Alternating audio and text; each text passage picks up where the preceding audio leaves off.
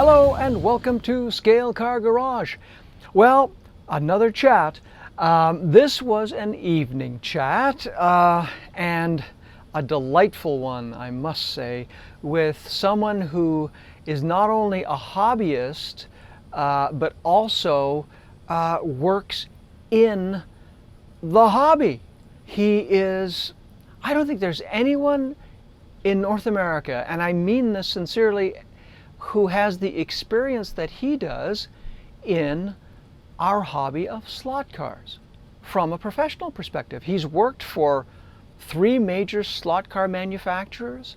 My goodness, and not only is he knowledgeable about slot cars themselves, he's knowledgeable about the hobby, and really such a wonderful person. And I really hope you enjoy our conversation as much as I enjoyed having it with him. So without further ado, please, I really hope you enjoy my conversation with Dave Kennedy here on Scale Car Garage.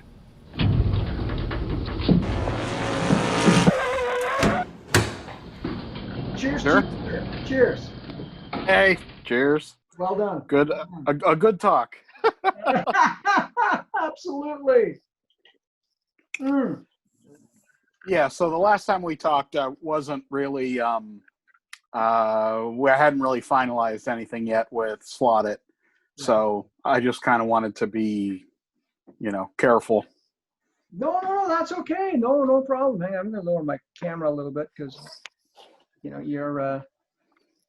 There we go. That's better. How's that? Can you see me okay still? Yeah. Oh yeah, I can see you fine. Okay, great. Yeah, sorry about that. That's okay. I have what is known as a face for radio. Yeah. Yeah. Don't we all? But that's okay. Listen, first of all, I want to say congratulations on your channel, because I think your channel is fantastic. Thank you. No, honestly, thank you very much. No, because honestly, because there aren't very many people who have your perspective on our hobby. Yeah. And most of us are consumers, and you're a producer. Yeah, it's I was talking with my uncle actually about this a few weeks ago, and he pointed out, he said there's probably never been anybody that's talked in public about the kind of things that I've talked about in these videos. So I hadn't really thought about that, but yeah, I think he's right. He's absolutely right.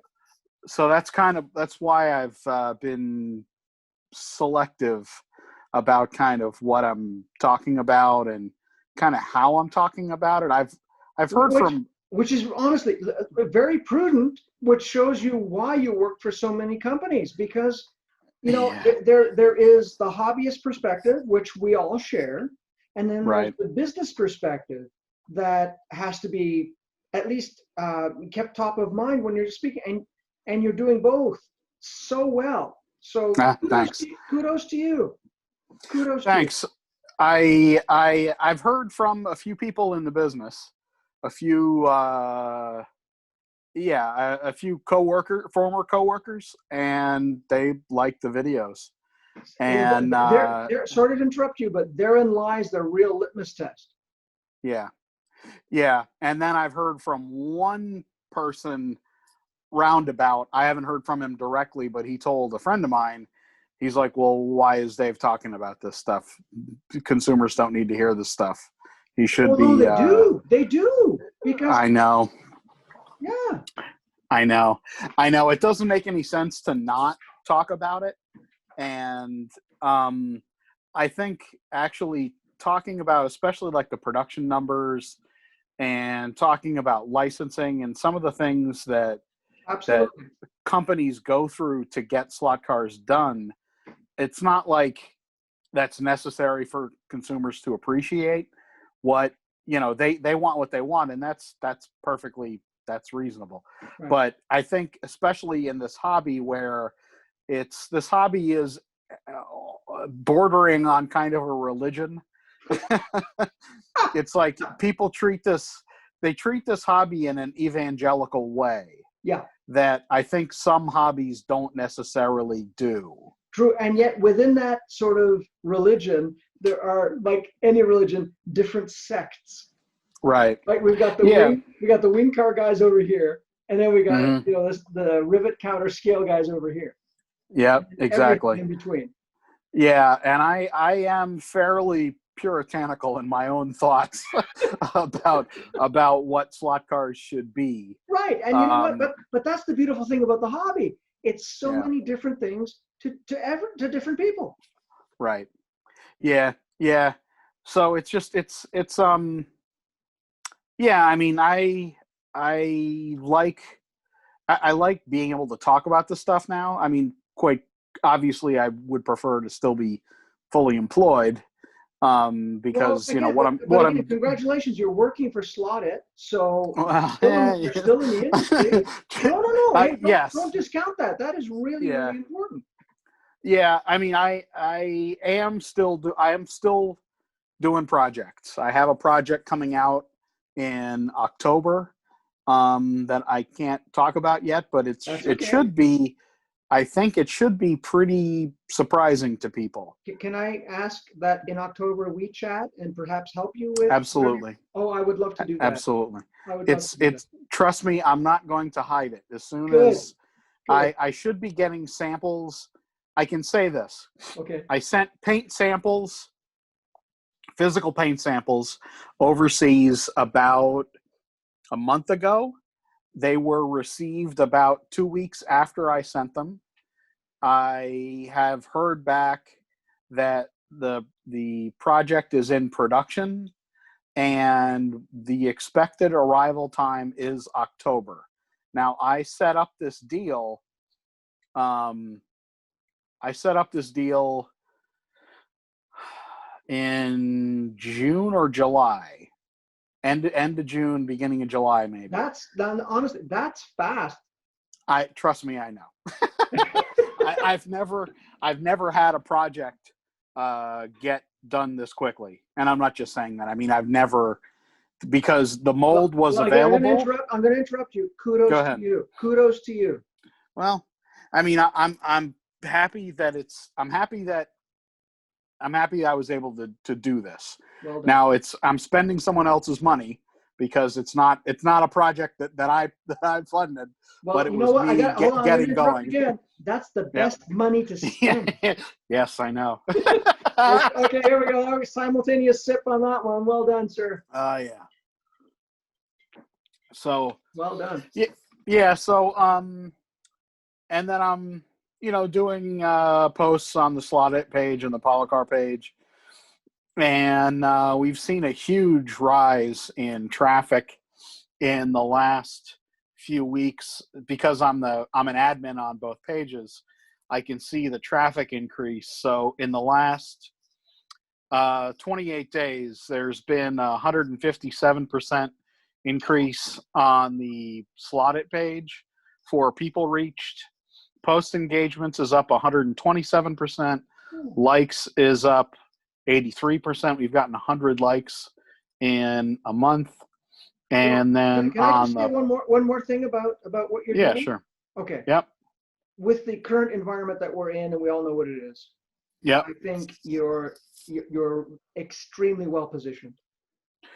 Well, I think yes.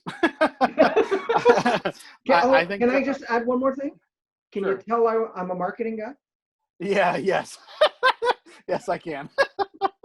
So on the Polycar page, and this is kind of insane, people reached in the last 28 days is up 1,285%. And post engagement is up 2,413%. I can tell you categorically that there are automotive manufacturers who would kill you name it for those numbers. Yeah, I believe it. And page likes is up 513%. So we've gotten so they have gotten 92 into moving plastic, eh? Yeah. Well, that's the idea. I mean, the whole point of this is to get the word out about a great company that I've always believed in. I mean, I own plenty of slotted cars. Right. My first slotted car was one of the first ones they released. It's back here. It's the Canon Porsche 956. 956. It was the white guide version, which was the first production run that they did, an early production run. Wow. As they rolled through the production run, near the end of it, evidently they went to a black guide. Right. So if you got a white guide, you got one of the early ones, which is the same thing with the Kenwood car. Right. So this car has been through the wars. I've probably done thousands of laps with, well, more than thousands. It's semi-retired. And you're working with a company that is really involved in the hobby. Yeah. I mean, they're an out-and-out hobby company. Maurizio is the one that always reminded me, though, even when I was like really, really early on, like at SCX, he said, these are just toys. And there's a lot of people that recoil when you say that. And I say it all the time. I'm a little known for it now anyway, because of the videos, like saying, oh, these are just toys. And everyone's like, yeah, Dave, we've heard this. Can I just give you a little perspective here? Yep. As a 1-to-1 racer in Formula 2000, those are just toys too. Yeah. It's just scale, man. Yeah. No, I believe that. I mean, there's just as much passion in winning or losing. Yeah. There's quite a bit of time. I don't want to say as much time, because it doesn't maybe take you as much time to tune a slot car as it does a real car. But I think there's no less commitment to it, and no less desire to win. Well, I had people who did that for me. I just had to drive the damn thing. Yeah. Well, I mean, that's certainly. I've had people build cars for me. Right. I'm not. I don't build as much as I should, but I can certainly build a car if I had to.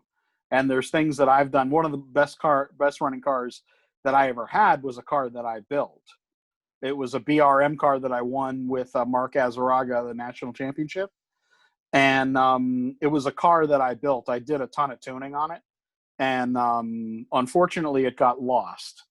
It was it was the day after the championship event being held in Chicago, and the car was in Parc Fermé overnight, and it was gone the next day when I came back to pick up the car. You're just like what happened to Roger Penske at Daytona with the Lola T60.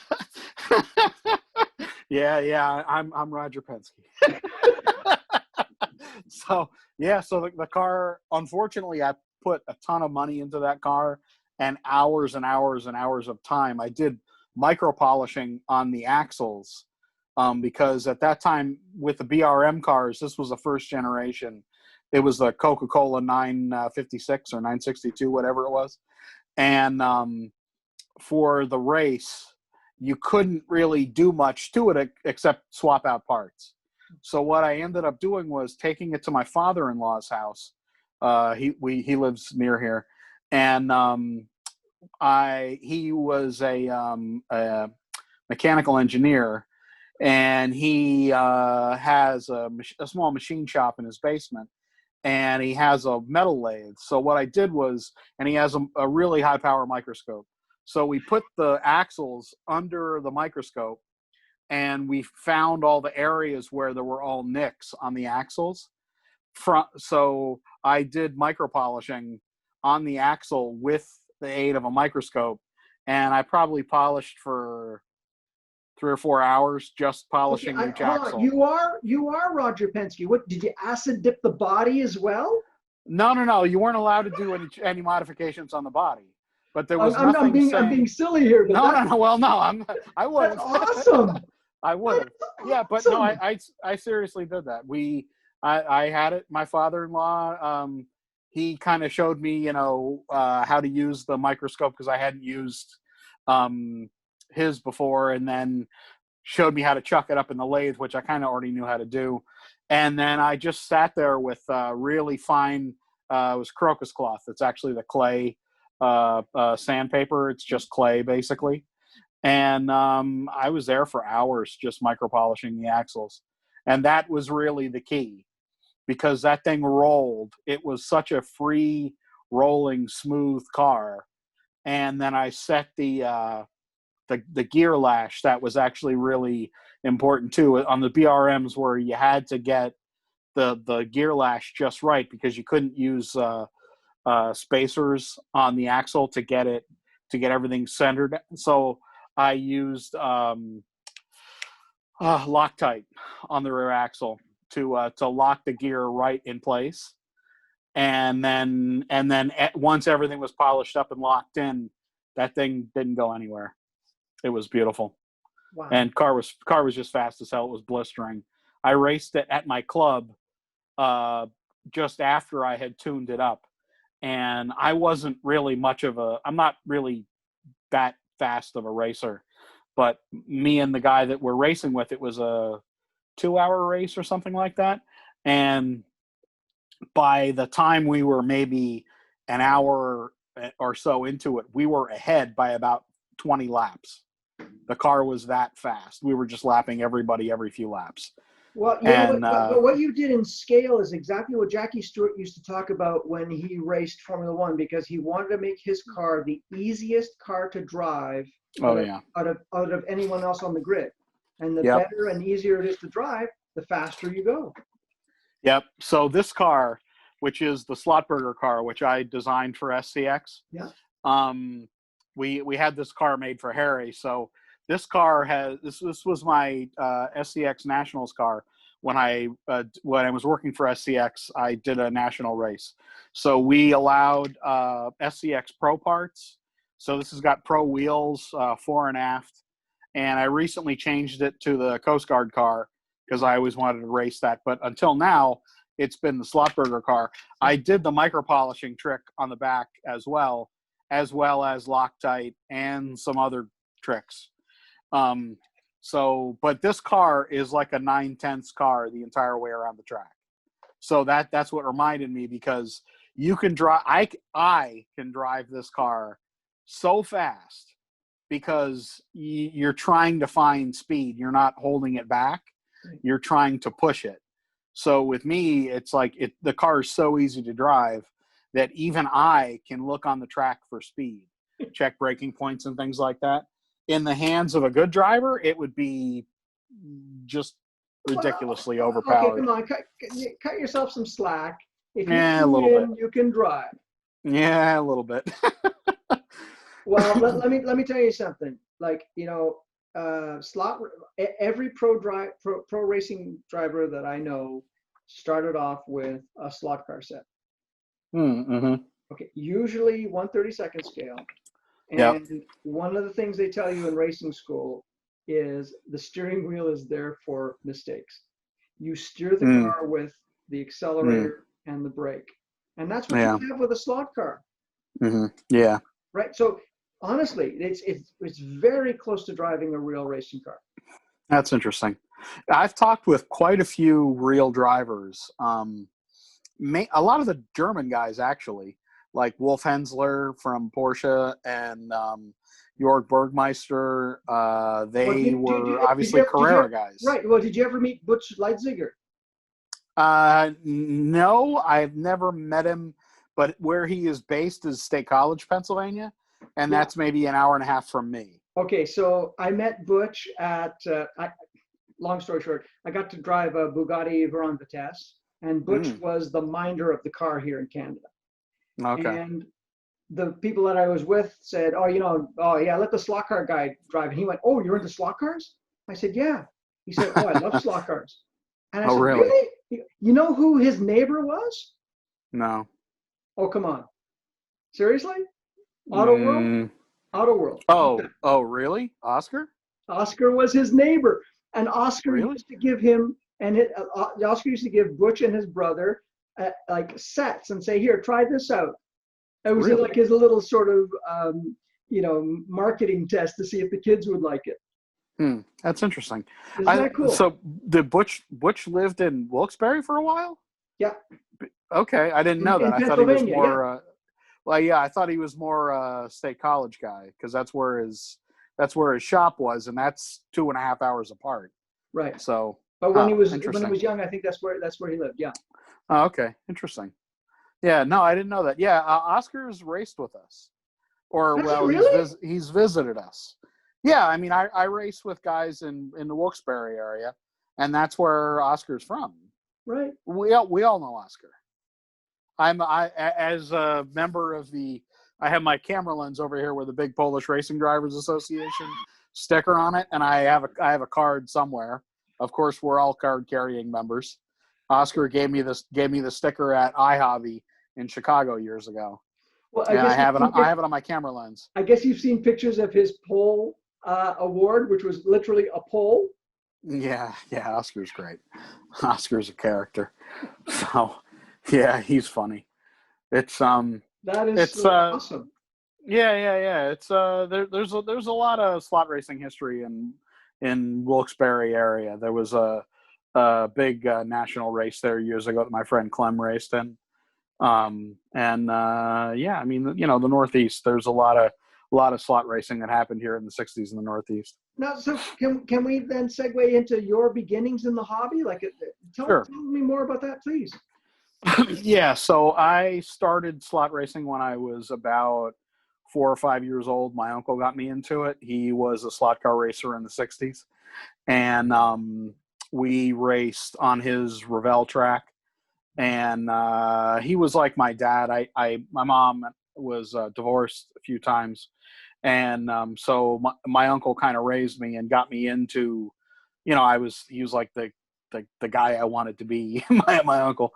So, you know, he built models. So I got into building models because of him, and slot cars and trains. And I would go stay with him when I was a teenager, when we lived here in Pennsylvania, and we'd race slot cars then too. And so I started racing slot cars when I was really little, when I was, you know, 4 or 5 years old. I really don't know. I was little. That's really cool. Now, what scale did you start off with? 32nd and 25th scale stuff. Oh, so you went right to the big stuff. Yeah, well, I mean, he had a lot of scratch build stuff that he raced in the 60s, and this was, you know, this was the mid 70s, you know, 74, 75. So that's all there was really, was scratch build stuff at that point. And so we were just like fooling around with the stuff that he raced when he was a teenager, because that's what he had. Right. You know, there wasn't really much of a slot car scene at that point in New Haven, Connecticut. That's where he lived. Right. Now, to that end, did he have his own track, or was there a slot racing? Yeah, it was a Revell track that he had. Oh, okay. So that was it. So we raced on that. Right. So there were no commercial tracks that you went to at all. No, there weren't. There was a commercial track in Danbury at that time, and there was one in Brooklyn, Buzzarama. You know, everyone knows Buzzarama, and everyone knows Danbury Raceway. But my uncle raced at Hull's Hobbies in New Haven, Connecticut, which was just a small hobby shop, and I guess they raced on Revell stuff, so that's what he bought. There wasn't really, I don't believe there was a commercial track in New Haven. I think it was just plastic track that he raced on. So that's what I raced on, because that's what I didn't know about commercial tracks until I was an adult. It was all just, you know, plastic track when I was a kid. And then eventually I was given a Tyco slotless track, an HO track. Oh, the TCR track? Is that the one? Well, it was, I don't know what it was called, but it was a slotless stuff and you could pass. There was a switch, a fader switch on the back. I think that was TCR, yeah. And you control racing. Something like that, yeah. And you popped it if you wanted to pass somebody. Right. And I raced that until I broke it. And then we lived in Pennsylvania at the time. We moved away from Connecticut. So my mom and my stepdad and I moved to Williamsport, Pennsylvania, near where I live now. And there was a toy store then that actually had a hobby stuff in the basement. And they had slot cars there, but they kind of did like some thingies. There were some other HO stuff, and they didn't have Tyco stuff. So I was really, and we didn't have a lot of money at the time. So once my track broke, like, it got thrown away. We didn't have any money to replace it. So, or, buy more stuff. It wasn't an option.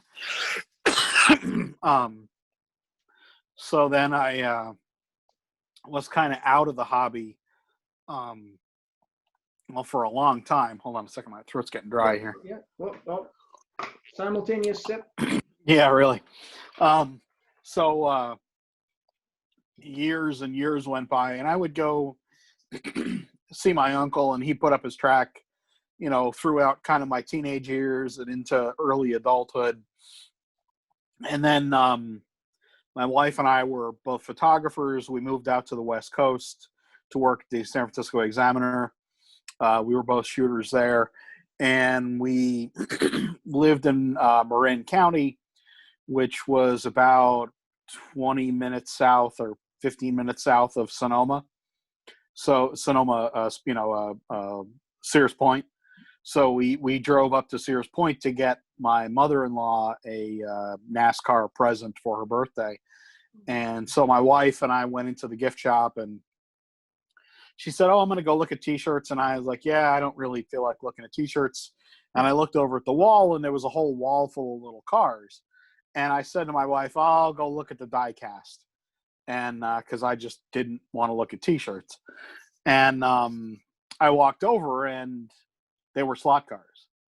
And this was about 2001, I guess. So it was the early days of what I consider the modern era, which started about kind of 1997, 98 into 2000. So I was just thunderstruck because my wife had been telling me at the time, she's like, because I'm way too intense. My personality is to be kind of like too like on to, God, gotta get it done. Hold on. Well, I'm going to stop you right there because it's called passion. Oh yeah, it's unfortunately No. it's called Hey, passion. It's called passion. No. It's not. That's what it is. And I see that in your videos when you talk. There's this wonderful burst of energy, and it's wonderful. Yeah, thanks. It's wonderful. Don't ever stop doing that. Thanks. Sorry No, I but can't. I can't. Good. Unfortunately. Good. So Good. She was telling me I needed a hobby. And this was before we went to the track. And when I saw the wall of cars and realized what they were, it was like Fly and Nenko cars. I thought back to when I was racing with my uncle. And I thought to myself, well, holy shit, I could do slot cars as a hobby. Because I had been thinking about doing trains, because one of the things that always interested me about slot cars and trains was scenery. And I did a video recently about, kind of where the hobby went wrong. And really what I was getting at was scenery in that video and making a world. I'm sorry, but you hit the nail Go ahead. Right on the head. Yeah. Right on the head. I'm sorry to interrupt you, but I just have to say that. That's okay. Yeah, so that was why I was thinking about slot cars, was because I thought, well, I love cars. I always have. And I did like racing with my uncle, and I could combine that with scenery, and these were great scale models. And I thought, well, holy shit, it was like a bolt of lightning, literally. I could do slot cars as a hobby and not photography, because that's what I was at the time, was a photojournalist. And this was something totally different from taking pictures. And I went home and I got online, and I quickly found Home Racing World. That's the only real memory I have. Is I found the Ninco website, I think a Fly website, and I found Home Racing World, and I tried to join it, or I did join it. And like Harry's told this story a million times, but I contacted Harry because I was reading all of these reviews, because I didn't know that slot cars were a thing anymore. I grew up with them, but I didn't know that you could get them because I never saw them anywhere. And I contacted Harry. That was the weirdest thing. And now, like, I've been a moderator on his site forever now, and I've been to his house a whole bunch of times in Missouri, and it's, I call him, I talk with him all the time. So it's just really weird that, that's how I got into the hobby, got back into it and helped me along was really because of Harry Wise. So, I mean, it's so strange. Kind of moving along 15 or so years that's the case, but it is. No, and really, I think a lot of it is just kismet, right? Mm-hmm. Just things falling into place as they should. Oh yeah, absolutely. So that was kind of how I got back into it. And I was a moderator. Over time then, I got involved in, Slot Car Illustrated, a little bit in Slot Forum and Home Racing World. And I kind of bounced back and forth between SCI and HRW. And I got to be a moderator on SCI early, and I rewrote the rules for SCI. It was the first time they had written rules, and I was the NINCO reviewer. And I had a falling out with Alan about what I was supposed to be doing and whether I could keep the cars or not. And then I quit SCI as a moderator. I resigned, and that was in 2006. And within 2 or 3 days, I started Slot Car News, my blog, slotcarnews.blogspot.com. And that's what got me into slot cars as publishing. And then that's what got me into slot cars as a job, because I contacted all of the companies, and then SCX was building a business here in the US and hired me because I was a blogger. So SCX was your first paid slot car endeavor. Yeah, it was my first full-time job in the slot car industry. And so Chuck Arad hired me. He was the U.S. business development manager.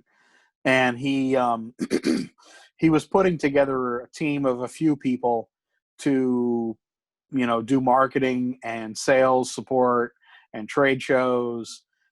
And I was like the online guy, because I could take photos and I could write a little bit, and I knew something about, doing publishing. So they said to me, well, you can do marketing. And I said, well, I have no business background. I can't do marketing. What are you talking? I don't know about marketing. And they said, you're doing marketing now. Right. You're doing photos, you're doing videos, you're doing product reviews, you're doing research, you're doing brand management, basically, without even knowing I was doing it or consciously thinking about it. That's what I was doing. And so he said, yeah, you're already doing marketing. You know how to do it. Keep doing it, and we're going to pay you, basically. And so then I left. I went out to Chicago to iHobby at that point. That was like 2006. And they made kind of a bad offer to me at first. Right. And I turned them down because I was, working as a newspaper photographer in New York City, covering pro sports. Oh, so which pro sports did you cover specifically? All pro sports. So you're talking like NFL? Knicks, Rangers, Jets, Giants, Mets, Jets, Yankees. I was a pro golf photographer, Golden Gloves, pro tennis, everything in New York City. So from 2000 and when I got back from San Francisco, I took the job back in New York City, and I got rehired at the paper I left in New York City. When we went back from San Francisco, from the Examiner, we wanted to start a family, and we knew we had to go to a more stable job. So I was rehired at the paper that I left to go to San Francisco. Sorry, it's a little convoluted. Sorry. No, it's fine. It's fine. And then I went back there, and that was about 2002. And then by 2003, I was doing more pro sports. 2004 through 2005, around when my son was born, that was exclusively what I did for about a year and a half, was the pro sports beat. They would rotate every year or so. They had a staff of about 18 shooters, 18 photographers, and I was rotated in to do the pro sports beat. And when you do that, you do all of the seasons in succession. So you start out with baseball, and you go down to spring training, and you cover spring training for the Mets and the Yankees, and then you do the entire season. You do every home game, and then the playoffs, and then you do if they go to the series, you shoot the series, and then you pick up with football. And they also had a golf magazine because it's suburban New York City, Westchester County, which is where Trump National is. So I would cover pro golf at all that following year. That was all I did. Pretty much all spring into the summer was the U.S. Amateur and then the U.S. Open at Westchester Country Club. And then I traveled a little bit for golf. I shot Annika Sorenstam, played, really good golfer. She played with the men at the Colonial in Houston, or in Dallas rather, and I covered that tournament because that was a lead-in tournament to our tournament in New York. It just happened to be that I was there for that. So that's what I did before slot cars. So I was covering like all the coolest sports in New York City. And I didn't want to leave that unless it was a real job. Right. Because, I was making decent money, but I was covering cool stuff.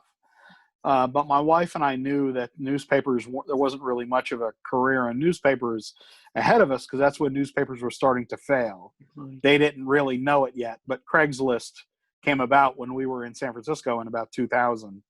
And that's when the real bomb went off, and we knew what was coming. Yeah. So we knew that because we had just had our son, then she needed time to be off to raise him. I needed a job that could support the family. So when SCX came back with a real offer about 2 or 3 months later, I got them to pay me enough that we could live in New York City area, suburbs of New York City, not in New York City. But then we ended up, because I was telecommuting, because the company is based in Barcelona, I could live anywhere I wanted. So what we did was we moved back from New York City area to Pennsylvania, where my wife was raised, where we live now. Right. In about 2008, I guess we moved back here and bought the house here. And we're 3 miles from her parents' house. And then eventually my mom moved here back from Connecticut. So we have my mom living 6 miles away from us. So we have all the grandparents now within 6 miles, and we plan on just staying here now. Oh, that's fabulous. Yeah. So we moved back here intentionally because we knew we would have a better quality of life. We could raise our son here. Well, I'm sorry. What a gift. Yeah. Yeah. That's beautiful. Well, that was the intention. So that all worked out for a while. The problem is now, because I'm, underemployed, let's say. Well, okay, but let's it's a continue tough with- area. So you're with SCX. You've moved Yep. to Pennsylvania. You've got your family around you. Okay, simultaneous sip. I'm behind. Yeah, that's okay. So I'll sip and you talk. Okay. So I worked for SCX. I built the SCX Worldwide website, which was the website that we started, and got a lot of good projects done. And they started to make noise about cutting back. They cut one position in the U.S., and it really looked like, because they lost a few major deals, one of the deals with Target fell through, and it was like a $400,000 order. So exactly. So it was looking bleak with SCX. So and this was 2010. So I in April of 2010, I found out about this a few days before my birthday, earlier than that. I knew that I should talk to Carrera, and in February of 2010, when I was still with SCX, I went to Toy Fair, and I went and talked to the president of Carrera at that time, Ed Gershowitz. This is Toy Fair in Europe, right? No, New York City. New York City. Oh, I'm sorry. Yeah, that's okay. So, which is only a 5-hour drive from my house. Okay. So, that's okay. So I went to Toy Fair in New York. I just grabbed a couple seconds with Ed, and I said, "Look, I'm Dave Kennedy. I work for SCX." And he's like, "Yeah," he had heard of me. Not terribly positive things, because the sales manager at Carrera didn't really like me because I was just a hobbyist, basically. And he was threatened by me, basically. But so I pulled Ed aside and talked to him for a few minutes and said, "Look, I don't know if you have any positions available, but I'm North American marketing manager for SCX. I want to come and talk to you if I could." And he said, "Sure." So a few weeks later, I went and talked with Ed. And then it was the day later that basically I was told by SCX that they were really going to cut back in the U.S. and that if I wanted to, I could be a contractor for them, because they were going to get rid of everything in the U.S. basically, except one person. And this was the day after I had talked with Ed. So I called Ed back that next day and said, "What can we do here?" And he said, "Well, yeah, I can give you a job. I can give you this amount of money." And I said, "Sold. I'm done." And I think it was actually April Fool's Day that I started, because I did a post on SCI, on Soccer Illustrated, and Home Racing World, and everyone thought it was a joke. They thought it was a April Fool's gag, and I'm like, "No, I really am working for Carrera." And Ed and I worked together from 2010 to 2017, or 2016. He got let go, and because they were, well, it's a long story. But then I worked for Carrera until 2017. They got a new U.S. president who did not like me, who told me that I had to move to New Jersey, that I wasn't allowed to telecommute. He commented on my personal appearance, my weight he commented on where I lived, called us a bunch of yokels, basically, and how could I live there with, these idiots, is sort of what he said, paraphrasing. And he fired me for essentially no reason. And then this was 2017. This was like about 2 weeks before Thanksgiving, or a week before Thanksgiving, that Carrera let me go. And then 3 days before Toy Fair, New York City, 2018, so I was out of work for about 4 months, I got hired by Scalextric, by Hornby, by Ed, who was then the president or the general manager of Hornby US. So he and I have worked together for about 10 years until, we're now not working together anymore, but you never know. So he's not with Hornby either right now. No. He got let go. It was, I'm not sure, if I don't know why they let me go, honestly. I have a feeling it was because he was let go for a reason, and I was let go because I was his hire.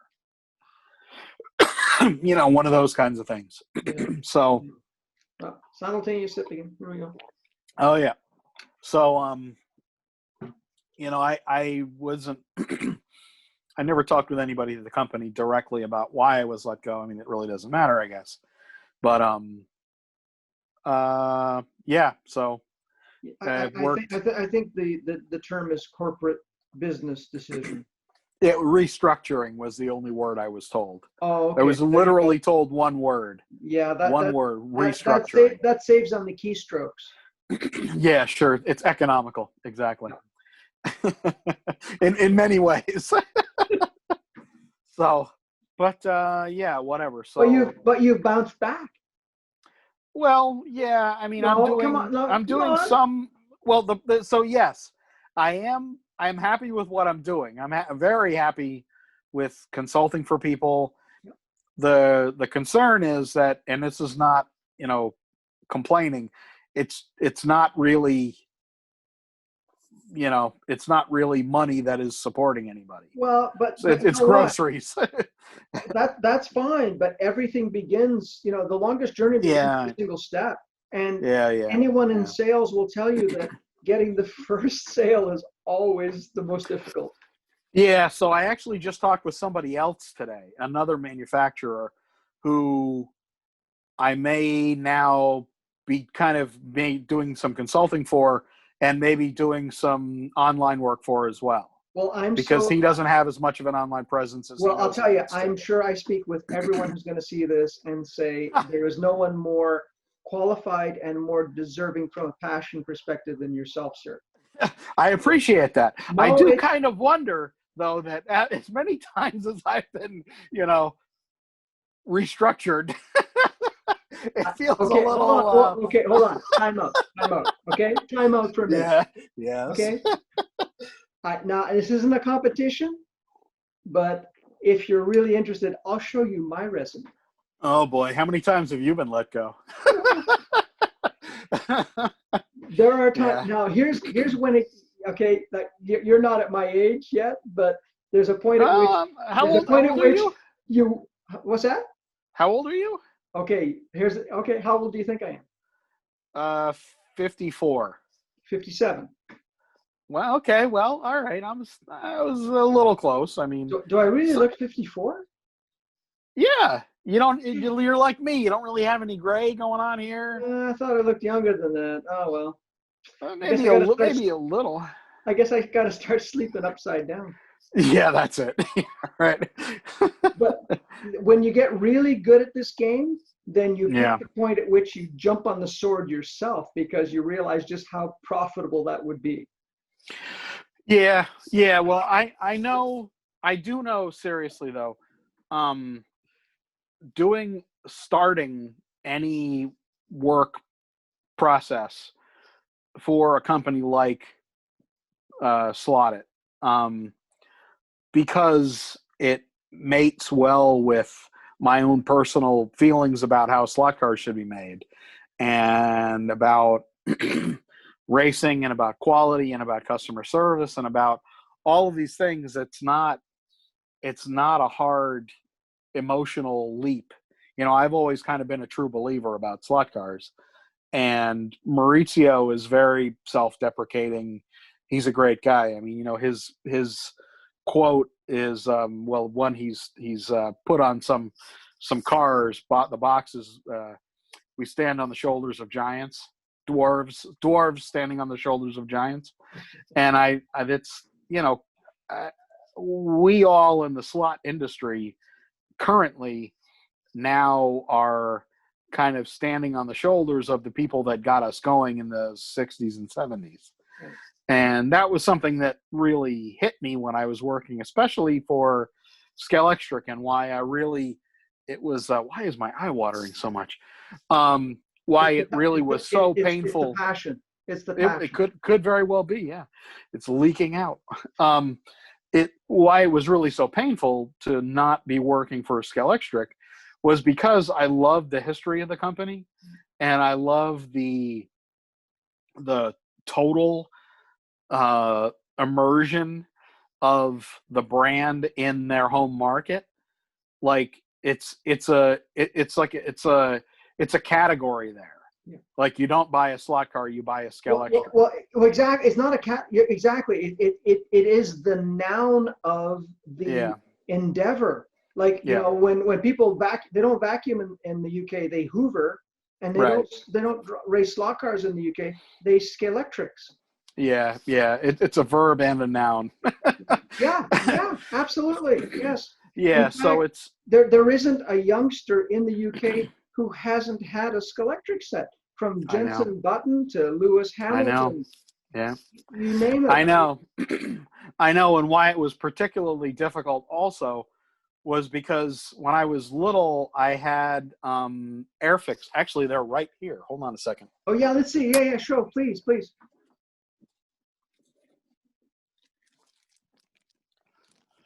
So the Airfix is known for little tiny figures. Oh, yes. This is a whole bag of little Airfix figures from when I was a kid. So and they still make this stuff. They still use these same molds. God love them. These actually are better molds, better copies, because these are 40-year-old little figures. But this is a whole baggie of little Airfix figures. So You know what? You've got to put them around your track. That would be awesome. Well, no, they're too little. I'm a scale guy, man. I gotta have the right scale stuff. But Well, so that's why that was so painful, was like not working for them anymore, because it was Scalextric and it was Airfix, stuff that I've been involved with my entire life. Right. And Corgi. My grandparents would go to England regularly because my grandfather was into model railroading and live steam, and he would go to England to do research. He built a live steam engine that was probably about 3.5, 4 feet long. It was a gauge was about this wide. Yeah. So you could ride on the flat car. And he brought back coal from Wales because, as he said, Welsh coal burns better.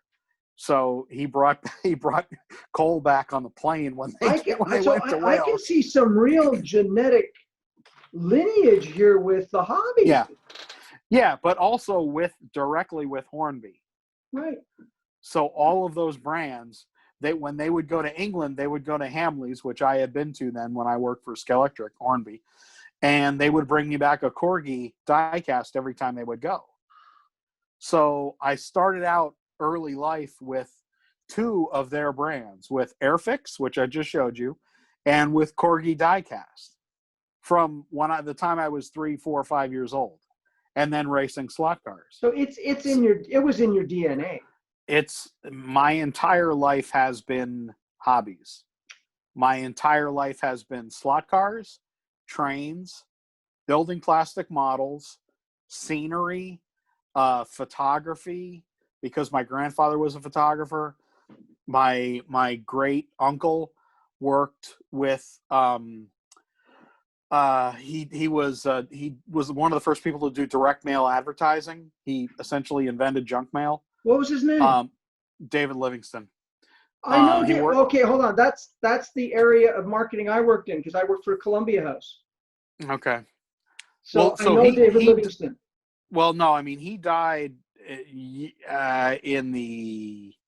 probably in the 50s, I would say. Yeah, no, but I know of him because him and Lester Wonderman were the gurus of direct marketing. Yeah. So he essentially he was a friend with Norman Rockwell. So some of the paintings there was some connection with the family, blah blah blah. So there's a lot of connection with marketing and with photography and with art and with business. My great uncle was James Shackman, was a vice president at Pabst Blue Ribbon, and ran the company, or was in the company during and before World War II. And after the war, you've heard of the story about the Monuments Men, right? Yeah. The movie. Yeah. So after World War II, he and his friends from the Bush family went over to Germany to help rebuild the breweries. They helped there's a Wikipedia page about him, James Shackman. He was a VP at Pabst, and he developed some of the process, evidently, for putting beer in cans, and came up with the idea of a cardboard container to carry single beers in. So the idea of the 6-pack was in part developed by my great uncle. So junk mail, beer in cans, 6-packs. You're welcome. That's what I was told anyway. So that sounds like a proxy race. Yeah, exactly. Sure. Yeah, simultaneous sipping. Here we go. Oh man, ooh, that's good. Yeah. So, yeah, I mean, I've been involved in hobbies my entire life. Um, Because drinking is a hobby. well, that too. Yeah. Yeah. I mean, so That is so fast. So you're at where are we now? Okay, so I guess we went from Carrera to Fisk Electric Electrics, to Hornby. Yeah. right, and then from Hornby to now. Now just doing consulting for. I've been working for. Well, working. I started the Facebook page for gtslots.com for Rich Shanfeld, Great Traditions in Philadelphia. Um, and I'm the only admin, so every post on the page I do. And I'm doing consulting for Slot at Policar. And I've been talking with some of my previous folks. I've been talking with SCX a little bit. They don't have any U.S. distribution uh, at the moment. It would be cool if they did again. So Well, I don't know. You never as know. as I said previously, I think you're really well positioned because I don't know if you've seen the numbers for hobby sales in the Yeah, I last. have. Have you? Yeah, I have. Yeah, They're really good. I know. Yeah, some of the people I've talked with, the couple of the dealers that I've been talking with said that it's been Christmas sales all year. And I talked with a guy who is in licensing, actually, who was pretty big deal licensing guy for a major company, and he was following up with me about a month and a half ago from Toy Fair, months ago, and he said, "Well, I just wanted to follow up with you and see if there's still a possibility of doing this license." And I said, I don't work for Hornby anymore, and he didn't know that. But then we talked for about an hour after that, and he said, "Yeah, we're hearing from everyone in the toy business that it's been like Christmas all year with the pandemic because people are stuck at home. They're they're looking for things to do with their kids, or just anything to take their mind off of Well, political nastiness. the other aspect too, Dave, is people are actually starting to sort of declutter, and in that process, they discover, oh my gosh, there's a slot car set. Yeah. Let's see if there's still. I mean, that's the other thing too. There's this whole aspect of rediscovery in all aspects of life, including hobbies. Yeah. Yeah, absolutely. I mean, I think, there's a lot of things that play into hobbies being kind of important to people now. There's this idea of, putting away childish things when you're an adult. No. I don't like that idea. And I talked about that in one of my videos because especially now you really need a release. You need something fun. You need something that's not, emotionally challenging. It's like comfort food. Yeah. You need some of that emotional, comfort food. And, hobbies are that, whether it's crocheting or gardening. I've been out, I planted a couple tomato plants in my garden outside, and I've been, gleefully talking to my cherry tomatoes all spring. I think my wife thinks I'm nuts. She's like, are you talking to the tomatoes and the peppers out there? I'm like, no, I'm totally not. So, but yeah, I mean, it's I think people, and because of the pandemic, because everything is so grim, politically as well as, emotionally, we're stuck at home. We're worried about getting sick. But you know what? To that point, though, it distills what is important.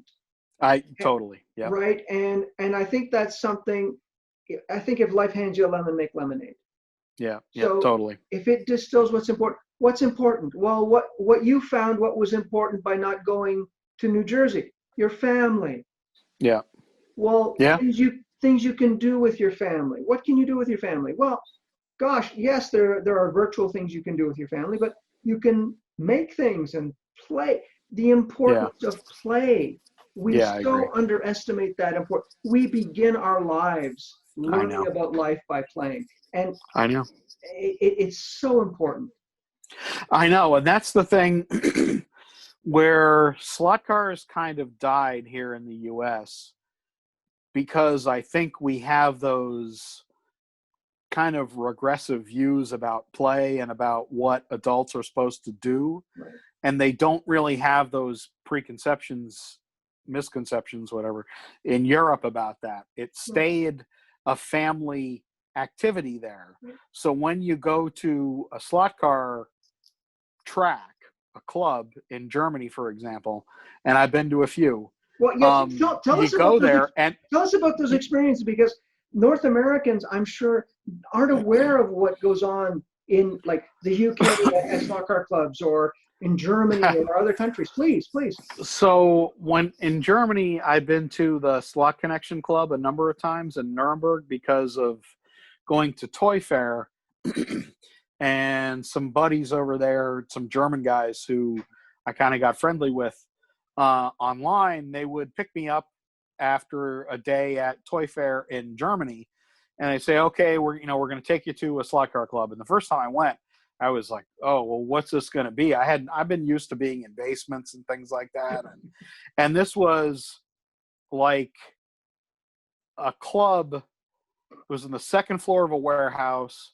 They had several big Carrera tracks. They had a big a bar, but not like a bar to drink. Well, they had beer, but it was like a restaurant. But so it was like a bar with like a restaurant with seating, but it was all private. So, and they had a store there too. So a little store. So you could go there and you could race, and then you could get a limited menu of food. Like you could get, a burger and fries, or a hot dog and beer and soda, and you spent the evening with your family. And when I would go there, I was shocked to see that there were whole families there. It wasn't just old guys there. So hold It on. was So families. it was a family Yes. endeavor. Yes. So there were a lot of, younger and middle-aged guys, which was kind of typical, but there were actually families there racing as well. So like a mom, a little daughter, a little son, and a dad. So like a mom and a dad and 2 or 3 kids. And the mom was racing and the daughter was racing, and it's just, de rigueur. It's just typical of what they do. And I was like asking all the German guys, I said, is this typical to see women here too? And it sounds like, like, well, what do you mean by that? But they said, oh yeah, this is typical. I mean, it's women, moms come and race with their kids, and it's kind of standard. And you really don't see that in the U.S. You do, but really very rarely. But there it's common. But that's Germany. So I've been there a number of times. Unfortunately, I wasn't in England enough with my friend Gary, who runs MRE. MRE is a big website in the UK. He's a dealer. He's been in business forever. And he would pick me up at my hotel near Heathrow, and we drove around. I would go there a day or two early sometimes, and he would like take me around so I could see a little bit of London. And he took me to his club one night, and I think it was in a church, in it was in like a development in a church, and there was a Ninko track, and it was more typical. It was kind of middle-aged guys, all guys. I was probably one of the younger ones, so maybe 40 and up age range.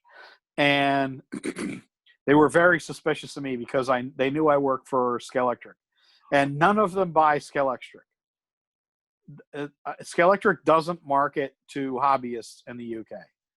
They almost go out of their way to not market to hobbyists in the UK. You're kidding. I'm not kidding. There's a whole video to be done about that probably too. But yeah, please, because that's shocking. Yeah. So they were very suspicious of me, the hobbyist guys. And, I walked around and looked in their slot boxes, just like, the slot boxes we have, the big wooden ones with the slide outs and the everything. Very typical. And it's all the same shit. It's all the same shit we race here. It's with the exception of the home set brands. It was NSR, Slot It, maybe some Ninco here and there. But no Carrera, no Skelextric, none. They all told me to a person that they don't buy Skelextric and Carrera because you can't race them, which is baffling to me because we have classes here at the club I race with, and every club I've been to in North America, Canada included, and they all have classes for the Homestead brands. Yeah. But they were like, no, they don't. They make toys that we don't race that stuff. It's all the hobbyist stuff. So there's a huge. It's this weird interaction in England that it's baffling to me why they don't market at all to hobbyists. I think they think that they're too picky and they don't want to try to market to them. Because I would ask them multiple times, I said, guys, these are the people most predisposed to buy slot cars. Right. This is low-hanging fruit. Yeah. This defines low-hanging fruit. Why aren't you selling to the people who buy the most slot cars? And I didn't really get a satisfactory answer to that. And then on the other side of things, the slot car guys don't see those brands, those home set brands, as viable cars to race. They just don't. Now, it's not that I'm making very broad generalities here, but maybe that's, 60% of them think that. 70%. Like there's a huge preponderance of the folks there that just seem to think that the hobbyists don't race the toy brands. Now in the US, every club I've ever been to, and Canada, by the way, every group of guys I've ever hung out with in Canada and the US, they race everything. Right. They race Skelextric with Skelextric, Carrera with Carrera, and all the other brands. So in the US, and Canada, we get this skewed view, the hobbyists get this skewed view of which brands are big. There's a lot of discussions about that. And you think to yourself, well, why doesn't Skelextric do this? Because Slotted does this. Well, Skelextric doesn't compete with Slotted anywhere other than in the US and Canada for some dollars. Like in the UK, you're going to find Skelextric in any toy store, in any hobby store. You're not going to find Slotted in any toy store. Right. But you'll find Skelextric essentially everywhere. And there's this reality that in the US it's all a hobby. Right. It's not a mass market toy, with some exceptions. So therefore everyone in the US thinks that kind of all the brands should be competing with one another. And why doesn't a Carrera car run as fast as a Slotted car? Why doesn't an SR run faster than a Skelextric car? Well, they're all totally different markets, totally different design aesthetics. They don't compete against one another anywhere except here, and the amount of sales that happen here are a rounding error for most toy companies.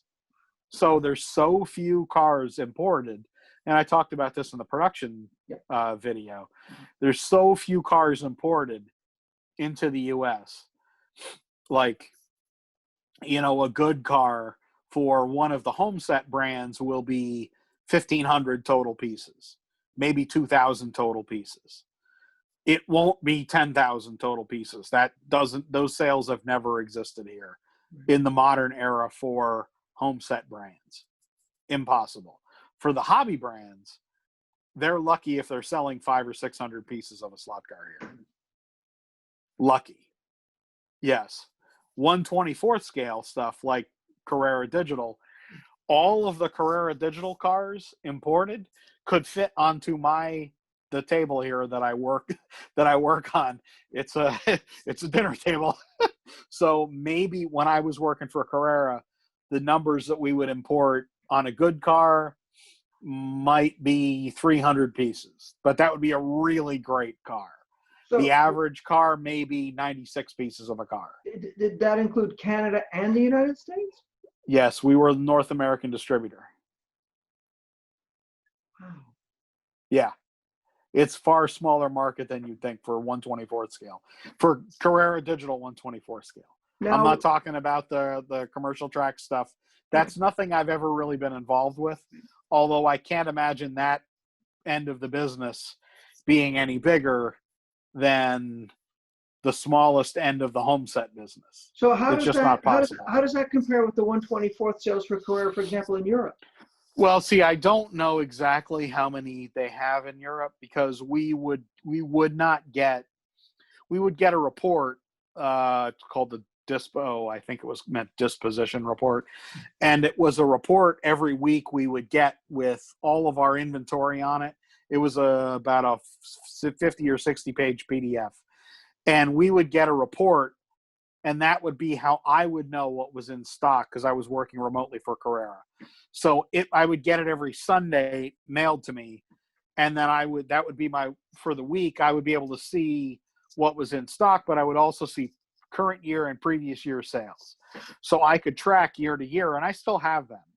I could track from year to year. I have them back to about 2011 when I first started the company until about 2016. So I have 6 years worth of sales reports for all of that era. So I can tell you definitively, I mean, there's, maybe 400 cars of a great car were sold here. The average car we sold was there was a case multiple, so it would be like 96 or 128 or 160 or whatever it was, the case multiple. So most cars, no more than 200 pieces were sold for digital 1/24 in the US. Now, once by mistake, we got the German Dispo, and I may still have it. And it was only one time I ever got it. And because we were never told the German sales figures in the US. It was very compartmentalized. So I don't really know what their sales figures were there because it was a privately held company. It was family owned. So I don't know. I mean, I know digital 1/24 was a money loser for them. I know that it did not make them money. The cost of a digital 1/24 mold was over $100,000. So you need at least 10,000 units of a mold to make it to make it make money. And if you're only selling 100 of a mold here in the US a year, there's no way it was making 800 of a mold in Europe. Just isn't. So the market is far smaller than most people think. And especially for, like I said, digital 1/24. Now the Go stuff, the 1/43 stuff, we sold that to the mass market. So that was, those numbers were way skewed. And I talked about that in the production. So we sold, I think, about a quarter million, right, about a quarter million sets one year. Right. So to your point, then the sets must have the same sort of sales distribution as well. So you're saying the 1/43 probably sold better than the 1/32, which sold better than the 1/24. Oh yeah. Yeah, we sold about a quarter million Go sets one year for Carrera America. Now that's all of the Go sales. So that's mass market, that's hobby, that's direct sales to the mass market FOB out of China, where they would take possession of the sets in Hong Kong, and they would ship them to their DCs. So, but then, so like a great selling Go set, maybe I think we sold, I don't know, 150,000 a one set, 120,000 a one set one year. And then the great selling digital 1/24 set, we only imported about 96 of them. Because you guys also made like a clear set where the track was clear. They did that one year as like as a limited edition set. Yeah. They did that right before I got hired, and I think we were allocated in Career of America. We're allocated maybe a dozen of those sets, and when I was hired, there was still 4 of them there. It was like about an $800 set, and the track was too brittle. The material that they made, the clear material, was very brittle, not like the black plastic. Right. So the track tended to break very easily. So they were a little, and they were crazy expensive. They may have been even more than $800. I don't know what they were. Was it intended as like a collector set, or? Yeah. It was totally limited edition set. Carrera did a lot of limited edition stuff, some sets, but mostly cars, and they sold pretty well. The cars did, not the sets. But we still had, I think, 3 or 4 of those sets in stock, and 1 or 2 of them have been returned because the sets had broke or the cars had broke. So they were in what we called the trash. They were in a returns area. Then I would go diving. They had these huge boxes at Carrera that that the warehouse staff called the trash. I love those guys there. They were awesome. And that's where I got a lot of my my track for demo events, and I got a lot of my cars for events. I would go in the trash and fish out return stuff, broken stuff, I was going to say, and you make used it to work. run an event at the Canadian Grand Prix every year. Yeah, in Montreal. I had a track there for about 4 years in a row at the Intercontinental in downtown Montreal, and okay, I got a drink here. Hold on. Okay. And thank you for having a Canadian flag behind you as well, by the way. Oh, cheers! Yeah, I can sing exactly 3 bars of "O Canada," but I love it. Then basically you're a Canadian. we. So the Montreal race, we got contacted. I forget how it started, but they wanted me to put up a replica of Circuit Gilles Villeneuve, the track up there.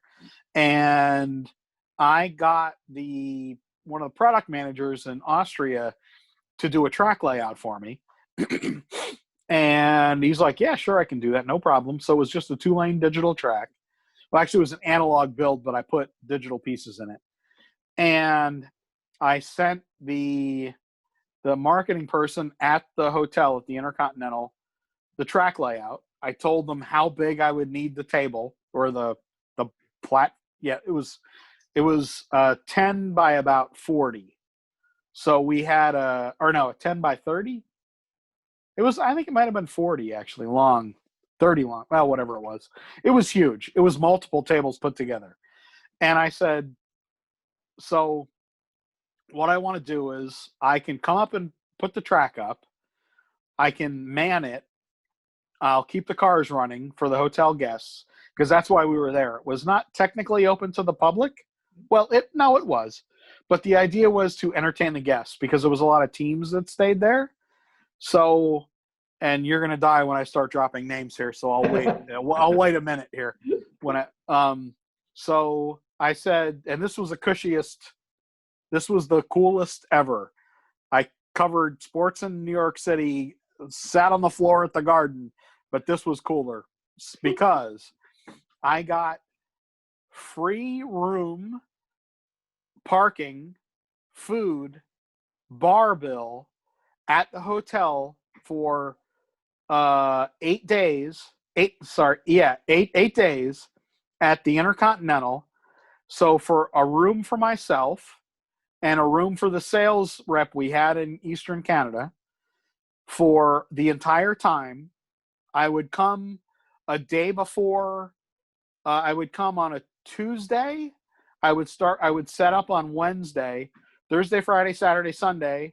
We had the quote unquote races, and I would take the track down Sunday night after the race and then stay that Sunday night and then leave for home. Mm-hmm. Or I would leave Monday morning, and then what the sales rep and I would do is we would go on a week trip around Eastern Canada.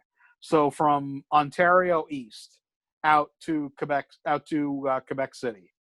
So we would visit all the dealers, all the bigger dealers in Ontario and Quebec. Never got to New Brunswick, never got out to the Maritimes. I wish. I mean, I'm not just saying this. I love Canada. I love Canada. So, so I had the track up for the first year we were there. I hadn't really done an event like this before. So we put the track up and we came down. We had to be at the track from about 7 in the morning until about 10, because that's when everyone would go to the track. So the teams and the fans that were staying at the hotel would all leave for the track. Then they would go to the track for, practice or racing or whatever. And then they would come back at about 4. So we had to start up the track about 4. So from about 4 until about 11 or so at night, we would have the track open. Now they had a DJ there, and they would have like a semi-open bar for the guests, and they would have like hors d'oeuvres and stuff. So the first year I was there, some of the Ferrari people stayed there, and some of the Honda people stayed there, and the Caterham people stayed there. Force India stayed there. So I still have the cars that we raced.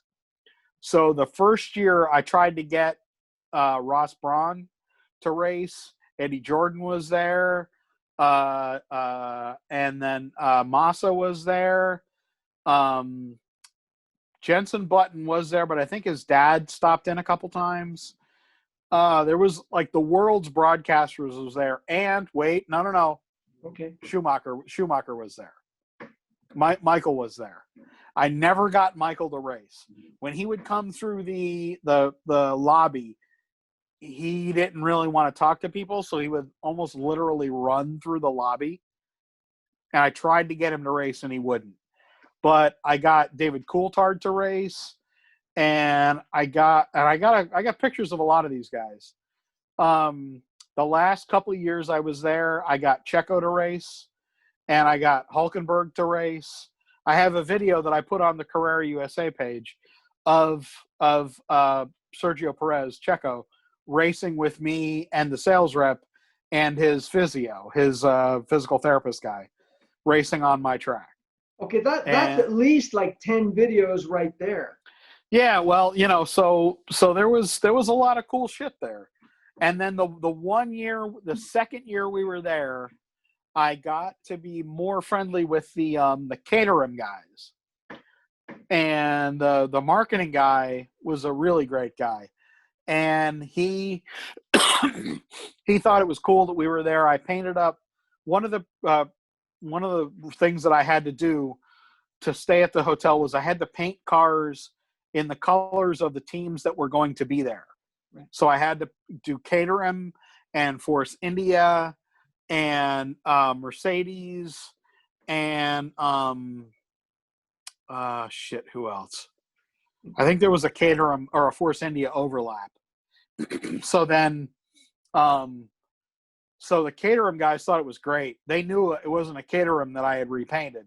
And they knew Carrera because they were all European. And so the one marketing guy gave me and the sales rep who was there to help me, he gave us for Friday practice, he gave us the God Pass. He gave us their special metal. They're all access pass. All access garage pass. Complete the God Pass. Yeah, exactly. For Formula One. So, and I have pictures of this. We spent the entire practice in the back of the Caterham garage where the cars would pull in, nose in. We would have to take a half a step back so the nose of the car wouldn't hit us. That's where, turn it to low power. That's okay. So anyway, so it was pretty intense. It was really incredible doing racing with the team, and because they raced with us then in the evenings when they were done at the track, the caterer, mostly the mechanics.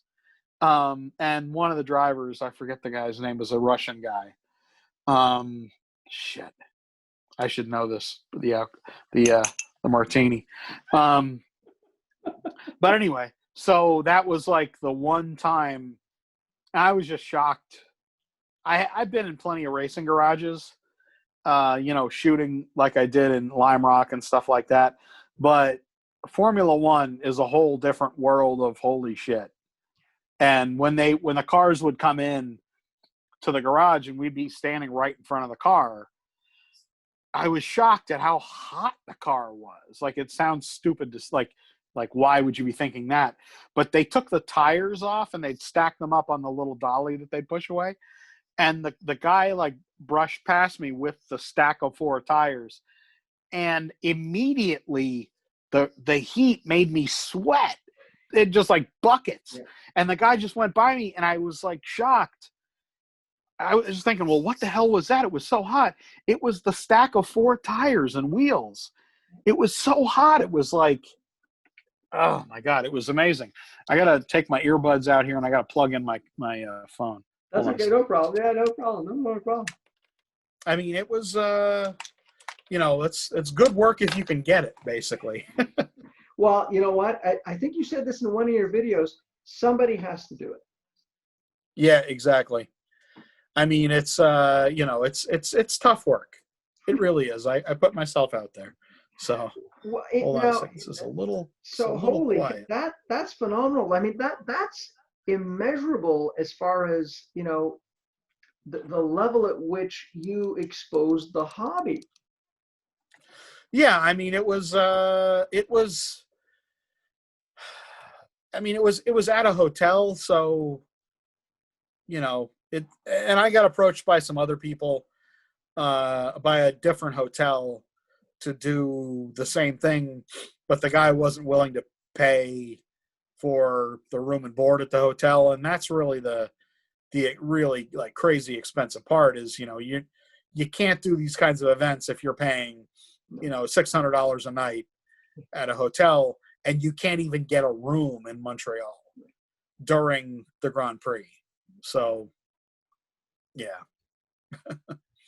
Wow, that's a fantastic story. Holy cow. Well, it's, I've done so many events, mostly for Carrera. And I would talk with the sales manager at Hornby about why Hornby US, about why it was this difficult to get sales. Like, this should be the easiest thing in the world to sell to Canadians and Americans. I mean, we're a car culture. There's no mass transit to speak of in the U.S. I mean, there is, but there isn't really. But like, how is this difficult that we can't sell, 250,000 slot car sets of every scale in the U.S. and we just can't. And this is something that I've talked about I sent you the white paper that I did for Scalextric. And we haven't really talked about it on the chat here, but let's do that, because I think you have one of the most salient perspectives that's been presented in a long time. In that, again, much like I'm gonna crib a little bit from the train hobby, in that they make it an experience. They make it something that you can build, and it's a miniature world. Yeah. Yeah. And I think that's exactly what you talked about, and you've hit the nail on the head.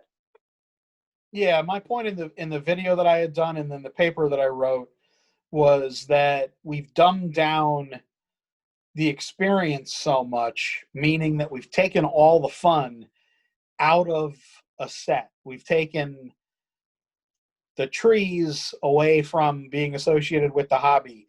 Little people, little buildings, making a diorama. We've taken all of those things away from the set Well, experience. and to your point in your video, the imagination and the magic. Yeah. Yep.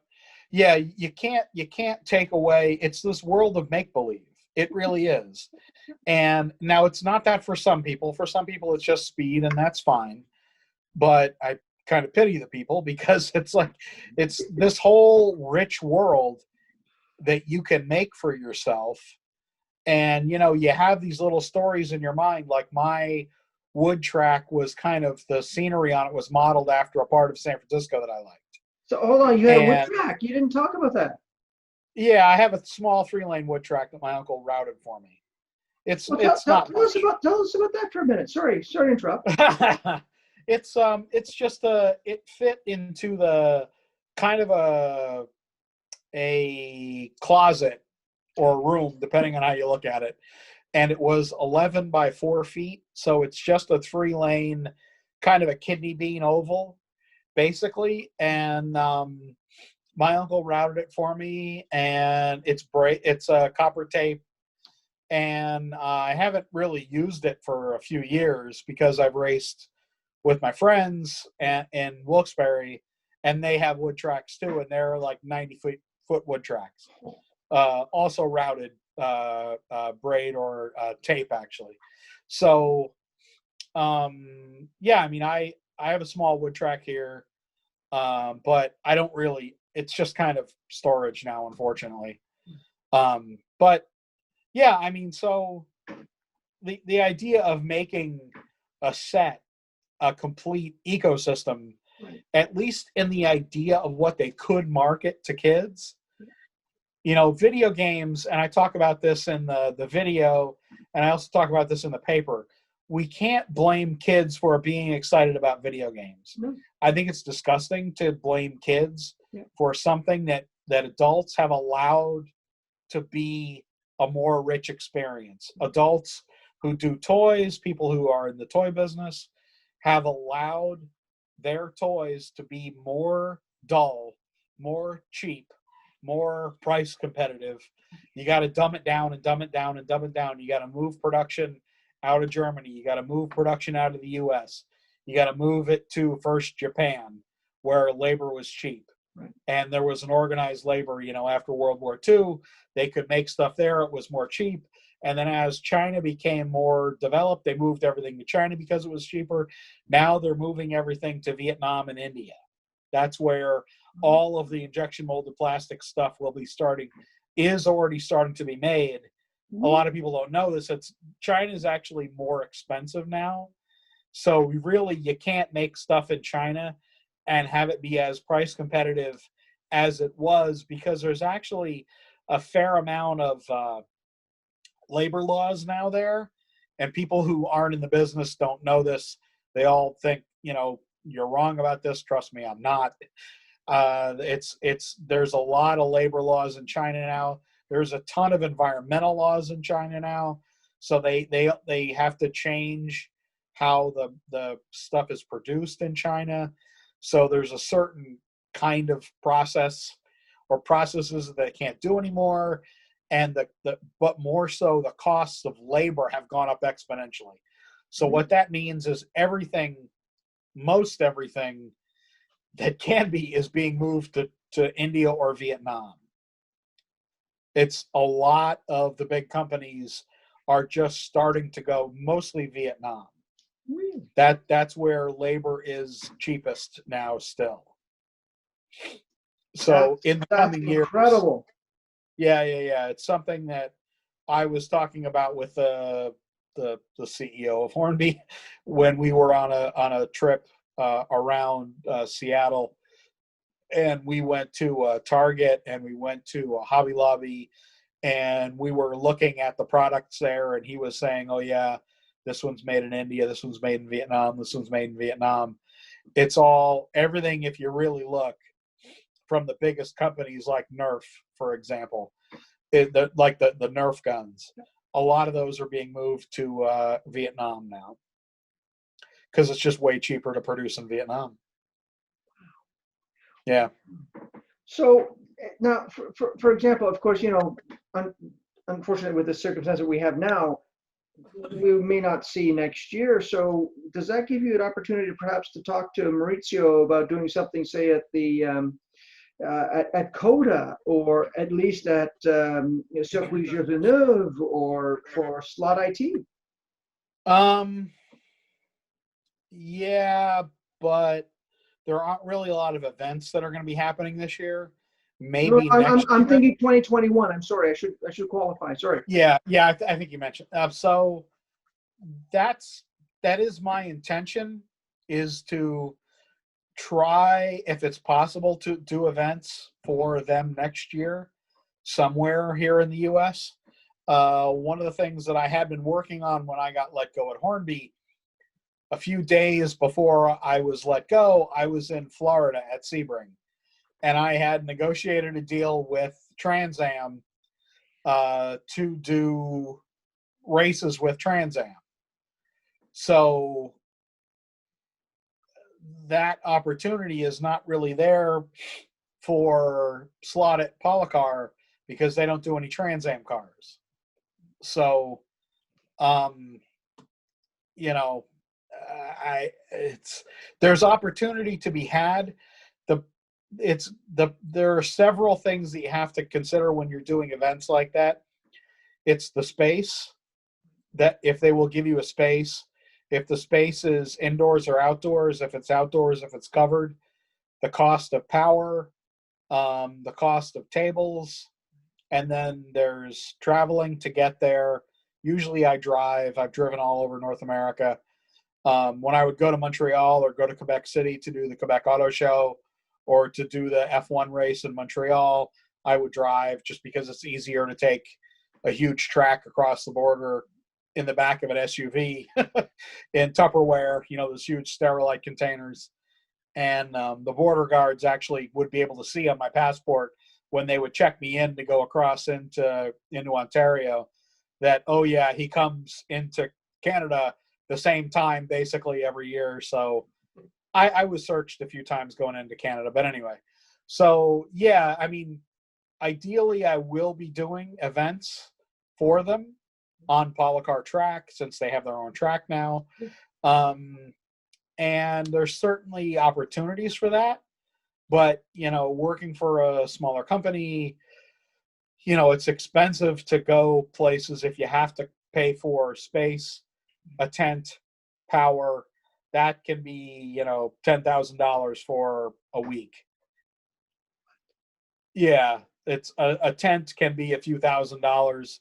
Usually when you do a race, they want to charge you. NASCAR, God forbid, they're going to charge you $20,000 or $30,000 for a vendor space, at least, if you can even get in. They're going to charge you a few $1,000s for the tent rental. They're going to charge you for power. Then you have to pay for a hotel during a race week, is usually 2 or 3 times what a hotel would be anywhere else. So, you're talking a minimum of probably, if you're paying for everything, maybe $4,000 or $5,000 a minimum. Are you going to make? What's your return on investment? If you invest $4,000, let's say, the investment for ROI, it should be 10%. So if you invest 4,000, you got to make 40,000. You're never going to make 40,000. No one wants to take home a track from an event. More people probably want to take home a car from an event, but they want to have the exact car that was at that event. Or, they don't want to take home a Porsche 956 if they're at a vintage Trans Am event. So, it worked better with Scalextric.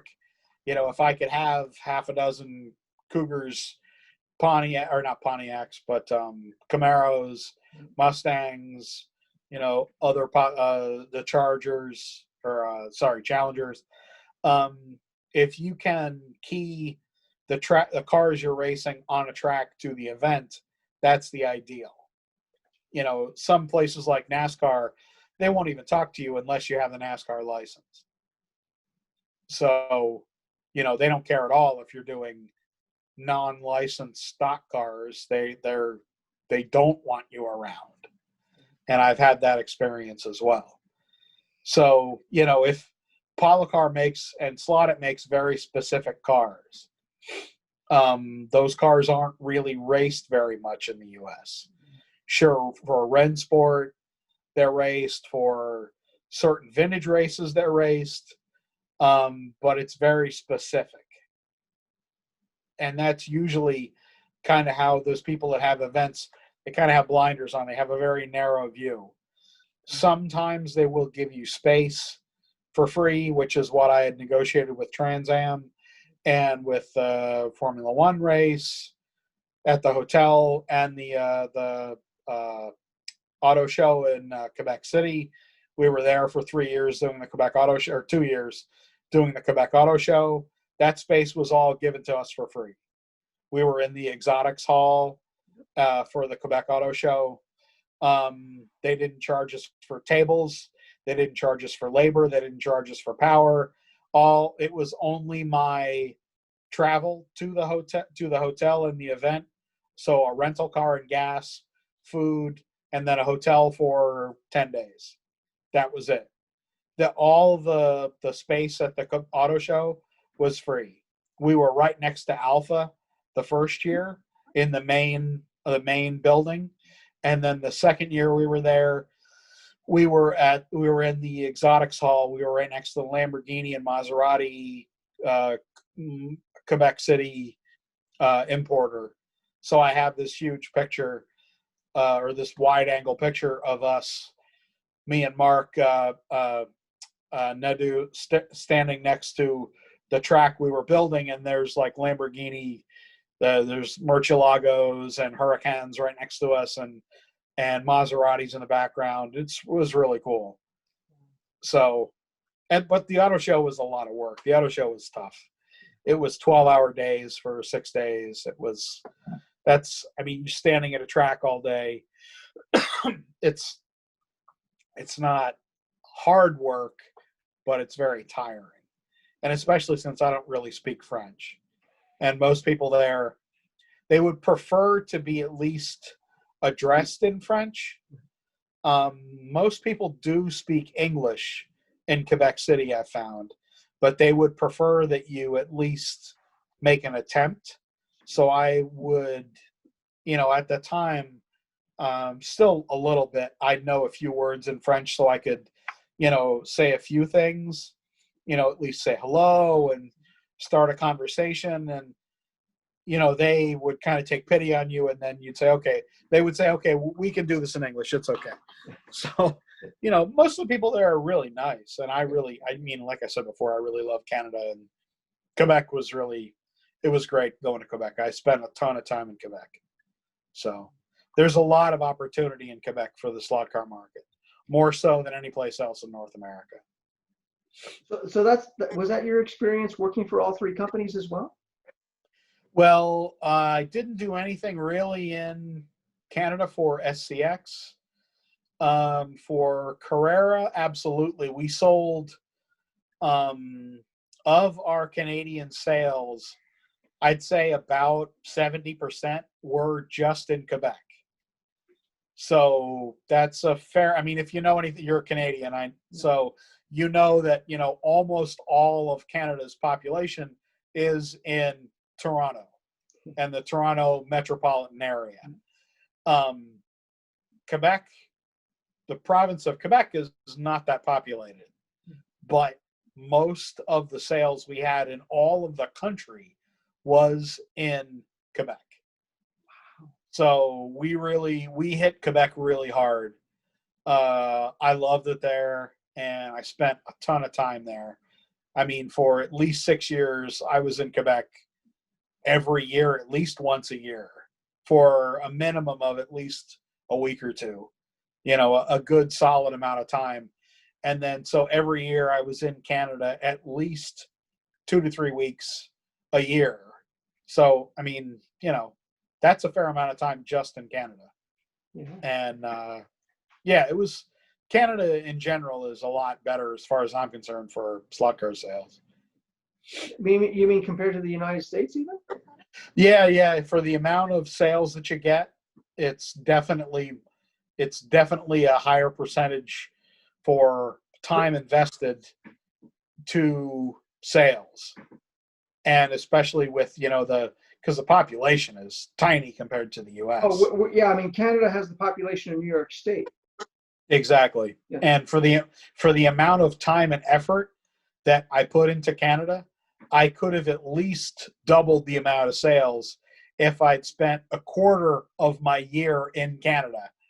I could have doubled the amount of Canadian sales. It was so strong there. I would frankly like to just focus on Canada for slot car sales, quite frankly. And that's probably something I shouldn't talk about, because that's something that we didn't have a lot of sales for Hornby in Canada. We had 2 distributors there who really didn't do a great job. I won't mention their names, but I knew that there was a lot to be sold there, and I know that there's a lot of money to be made there. A lot of much easier sales. They're more into hobbies in Canada. It's a longer cold year than it is in the U.S. in a way that Americans can't grasp. That's something that there's a lot of things about Canada that are conducive to a lot more hobby sales. In Quebec, there are, in the province, there are companies that there are stores that just sell puzzles. Well, if you can just sell puzzles, there's no such thing as a puzzle store in the U.S. There ain't. I've looked. And in Quebec, there are many stores that only sell puzzles. If there's that much business to be done in something as dull as a fucking puzzle, there is bucket loads of money to be made selling slot cars and models and trains and everything else. So that's, I've really pushed to really, I think there's so much money to be made in Canada. I love Canada. I really do. It's like and especially in Quebec. And this is really going deep on market research. This is going to go way over most people's heads. In Quebec, and if you've been there, you know this, they are more brand sensitive than anywhere else that I've ever been. Anywhere else in Canada and anywhere else in the U.S. Just ask Pepsi Cola. That's exactly right. Pepsi pushed so much in marketing in Quebec that they have like 90% of the Quebec market. Now in the US and the rest of the world, I'd say they're probably split between Coke. In Quebec, you could barely get a Coke. And that to me was staggering, because if you can just go there, and this is way nerdy, this is totally in the weeds, but if there is that much brand loyalty in Quebec, that tells you, my fine feathered friend, if you can get people buying your products, whatever those products are, if you market them with French as a language on the box, if you market them with point of sale for a dealer in Quebec with French as point of sale items, so like signage and drapes for stores, stickers in French and English, but mostly French, there is a world you can sell there. It's shocking to me that nobody else has figured this out. It's just baffling to me, frankly. And we did. I did. I spent a lot of time there, and it was repaid. I mean, we got really good sales there from not a lot of dealers. I mean, I can count on probably 2 hands the number of really good dealers there, but those really good dealers were fabulous. And Ottawa too. There's a really awesome dealer in Ottawa that has more Carrera stuff than any human can possibly imagine. It's essentially a grocery store size store that's a toy store. It's Play Value in Canada, in the suburbs of Ottawa. And you go there, and they're not even downtown. It's in Canada. It's probably, I don't know, 2 or 3 miles away. That's like, what, 200 or 300 kilometers away from the Canada Center where the Senators played. And it's a store. It's out kind of on a feeder road into Ottawa. And it's a huge store. We were there before they even built the place. And they have at least 40 feet, running feet of Carrera on both sides. It's like a grocery store. And it's 20 feet down one side and 8 feet high. It's like literally grocery store size fixtures, floor to above eye level, almost 10 feet high, and both sides of just Carrera. And I mean, it was just shocking to me, the amount that they could sell there. And that's Ottawa. It's not quite Ottawa's close to the Quebec border, so yeah, it's more separated.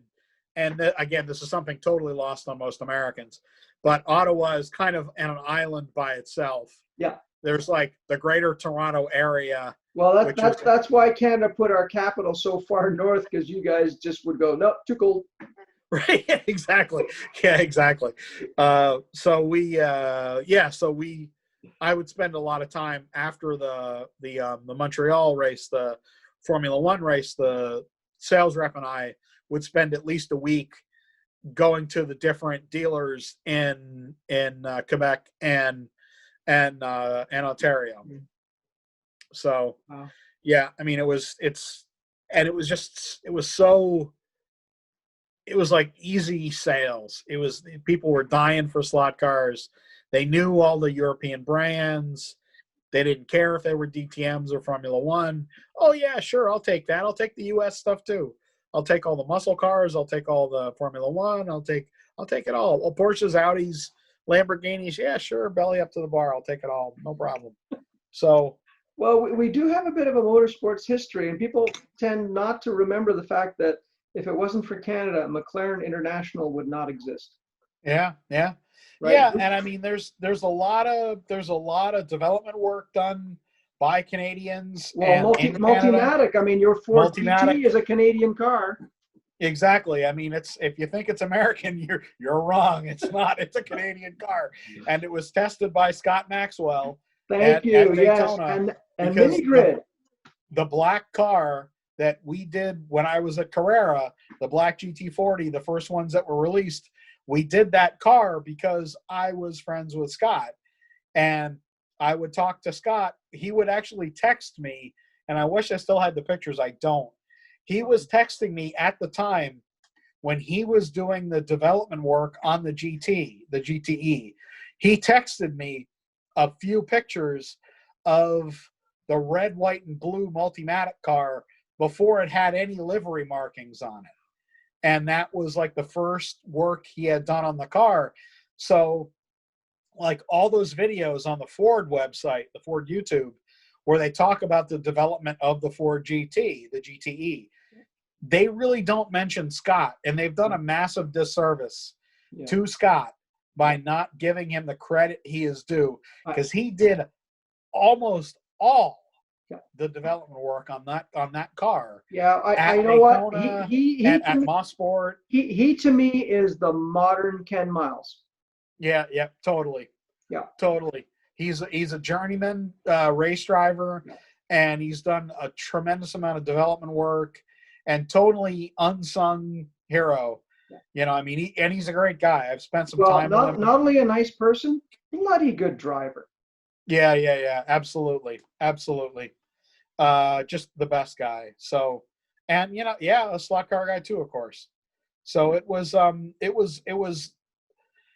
those are the kind of things that I'd done in the videos where I talked about the stories behind the cars. And a lot of people don't know that, you're really, as far as I'm concerned, you're trying to kind of pay homage to the people in real life and make a note of their contribution to the real car and the slot car if you can. So that car doing the black Ford GTE, that was, a total tribute to Scott. And that was his car. Yes, it was a Ganassi racing car in name on the car, but in my mind, and I was the one that picked the car, in my mind, that was, giving Scott his due. Yeah. And I told him that, Wow. so it's important, like I said early, I'm a true believer in this stuff. Yeah. You want to connect the toy car to the real car, because that way the toy car has more value. It's got a life. It's got a, the French have this great phrase called je ne sais quoi. It's got this certain, I don't know what, about Well, a car I think, with a sorry, backstory. I have to interrupt. I know what it is, and I started our chat with this, and near the end, I'm going to say this again. It's passion, Yeah. right? I mean, it's the human element that is incalculable. You can have all the engineering data in the world, but it takes somebody to put their little behind in that car and make it work. Yeah, absolutely. Yeah, I mean, it's the person in the machine. Yeah. Machines have a life. A machine has a cars have a provenance. That's the life of a car. Which is what gives a car value. It's not so much the car itself, but who drove this car, right? That's what gives a car value. Yeah, absolutely. And I personally found, and this is like way Deepak Chopra, I know, but this is like, that's why, it meant a lot and means a lot to me to get the real people involved with the slot car. It gives it that extra little bit of karma, that extra little bit of life, where it's not just a toy car. It's a toy car with a story, and it's got some connection with a real racing history and real good vibes and real good stuff. And to your point, it's a connection that we can all attach ourselves to. Right, exactly. Even if you don't know the history. Like, until I started doing the videos, a lot of people didn't know about the Flying Lizard connection and the wins for GTE that they just did, that just sold out with Scalextric. The car sold out in a week. Well, again, kudos to you. Well, yeah, but yeah. No. Hey, listen, that was one of your projects, was it not? Yeah, it was. Yeah. Well, then, hey, don't be afraid to pat yourself on the back, because everyone, well done. Yeah. So it's when you nail the livery or a mold, you know it. Like you nailed that certain something that's hard to grab onto. And you have a lot of mistakes. You have a lot of, when you do a lot of projects, you have a lot of things that, don't pan out, but hopefully more of them do than don't.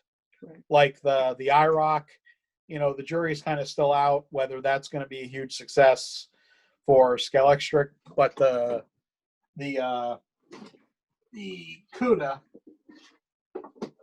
I have the other prototypes here. The CUDA for SCX, and this is one of the prototypes. This is one. Well, no, Rich actually did sticker this.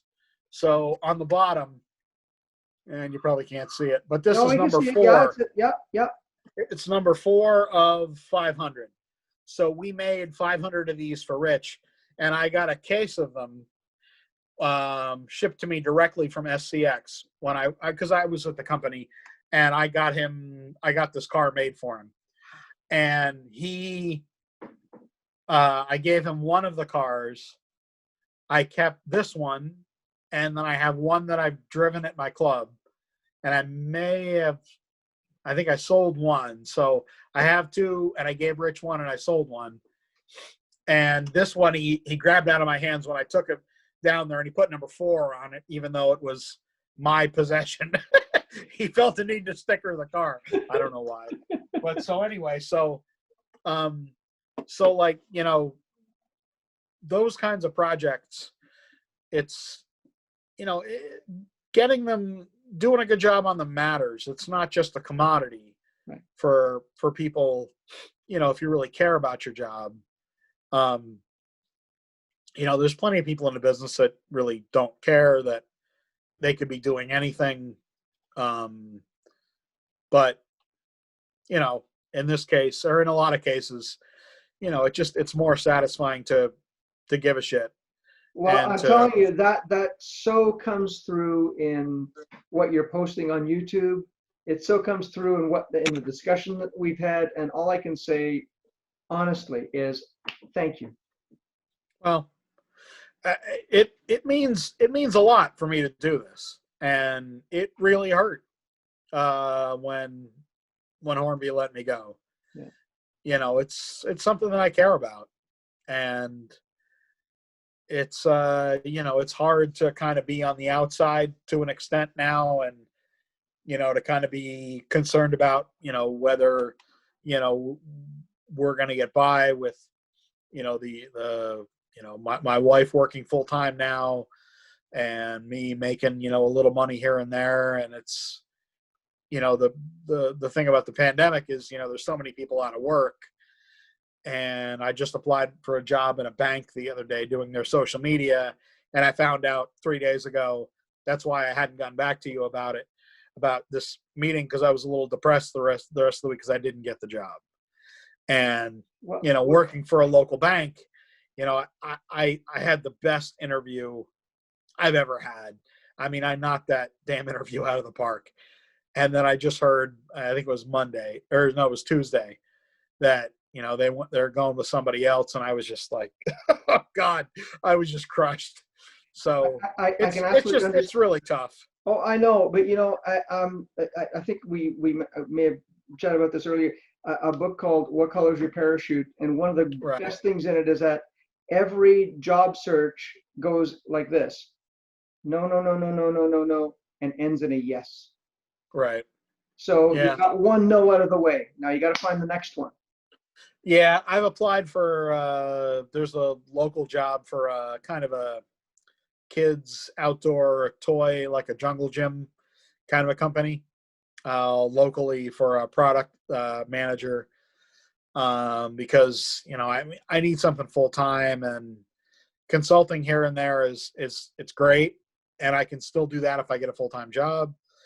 So I'm hoping that I can find something locally full time that can support my family a little bit and give us a little bit of, because I'm 50. I really want to retire in 15 years. I don't want to have to, be killing myself working, past 65. And, it's a tough job market to be 50 years old and to be unemployed. So, it's well, don't underestimate the value of your experience. Well, that's what's got me. I was going to say, you worked for tier 1 international companies. Yeah. That in itself is a wonderful aspect of your marketability. Yeah, no, I know that, and I've talked with Maurizio about that, and that's what, over the the amount of time I'm trying to do some consulting work for him, and then we finally got on the kind of on the same page fairly recently, about 3 weeks ago. And there's a lot, and he knows, but just he's never had an employee, or not, I'm not an employee, but he's never had somebody outside the company working for him, so it's a completely new thing for him. And then today I talked with somebody else who just kind of came up, another manufacturer just kind of came up, someone I've never really talked to before. So I'm hoping that if I can string together enough of these, that maybe it turns into a real thing. And again, and I can absolutely understand, you're your own harshest critic, and you always want things to happen faster than they do. But I can guarantee you, when we have this chat in October, if not sooner, I'm sure things will happen. Yeah. Well, and honestly, I'm speaking from experience, because I've had this happen to me too.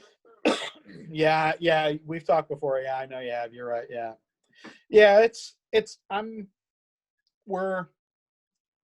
I'm optimistic. I think when this project comes out in October, I think it'll get noticed by a lot of companies. It's going to be the full. I'll drop this, and this is here we go. being Okay, I'm ready. I'm ready. terrible tease. Being a terrible tease. The full extent of this project won't be known until December into January of you'll see the project in October fully, but everyone will be like, oh my God, by January. I'll just say that. Because it'll be obvious what I'm talking about. No, that's enough. I mean, listen, that's why, remember, striptease used to be more sort of seductive than the sort of stuff we're seeing right now. Oh, trust me, this is going to be, oh boy. You'll get the first bite in October, but in, let's say, January, you'll be like, oh dear God, you really did that? So, yeah, anyway. Dave, all I can say is thank you so much for spending so much time. I thought maybe this is a good place to sort of stop, and then we can continue to chat. I can stop recording, but I want to thank you so much for your passion, for you being so candid, and just for you being you. Don't stop doing that. I love your videos, and I know I'm not the only one. So thank you so much for everything, and I know everything's going to go well. I know it. I just think, like most things, I mean, diamonds aren't made overnight. Yeah. Yours will come soon, and I know that. And thank you so much for everything. Thank you. Well, you're welcome. And it's been a lot of fun. And the videos have been on YouTube have been cathartic, if nothing else. So. Well, I'm good. Oh, see, and there you go. It's a mutually beneficial endeavor, isn't it? Yeah, definitely. So fantastic. Thank you so much, and we'll chat a little more, but I'm going to end it here. Is that good? Yeah, sounds good. Thanks, John. We'll talk soon, maybe even before October, right? Oh yeah, absolutely. Awesome. Thank you so much. Thank you. I hope you enjoyed watching. If you did, please leave a comment, like, and subscribe.